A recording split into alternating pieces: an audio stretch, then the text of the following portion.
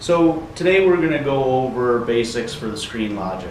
The majority of this is going to be hooked up by our electrician, but if for some reason you ever forget your login or the username, you'll find it on this white box. And after the pool is installed and it's all wired, you're going to notice this white box by your router. On the side of it, it'll tell you what the login. This particular one doesn't, but it's going to tell you. It's going to say Pentair, and then it's going to have a sequence of numbers that looks kind of like what I have on my iPad. So if for some reason this information will all be saved once you log in one time.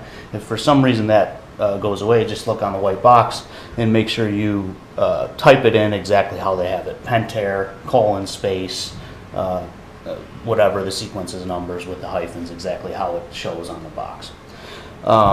So when you're logging into this, all you have to do is put your username. It starts out with no password. I don't really ever put any passwords on them when I set them up. We're just going to log in here and hit connect, and this is connecting you remotely. You can always connect locally through your Wi-Fi. You just have to be logged onto your Wi-Fi. This is going to be what your home screen looks like. So this is going to just kind of give you an overview of what everything is: the air temperature, the pool temperature, the last spa temperature, your heat for your pool and spa set points, if the heater's enabled for the pool, if the heater's enabled for the spa, and then just a couple other things. Tells you when it's on freeze mode or not. To access any of these options here, we're just going to hit the Pentair icon up in the top left, and then this is going to bring you right to the main screen here. This here, the pool is lit in green, so that means the pool is running. If you have a pool and a spa, whatever's running is going to be lit in green. If they're both off, they're going to look gray, just like this spa one.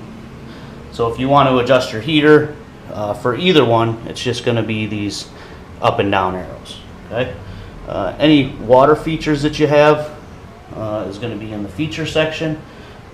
This has a spillway on it, so if you want to turn that on and off, you're just going to click the toggle and it'll move over and light it green. Lights, same concept. To turn the pool and spa light on, you're just going to click on the toggle and it'll turn green.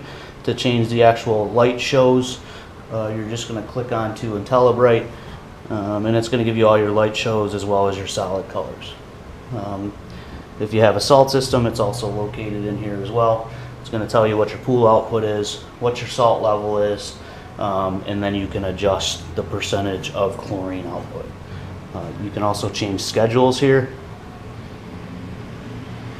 and this is going to tell you what you have set in your schedules. So you have this particular one has a pool running from 8 in the morning till 8 at night, which is typical of one of our swimming pools, and then they have the spa circulating in the middle of the night. It also gives you a history.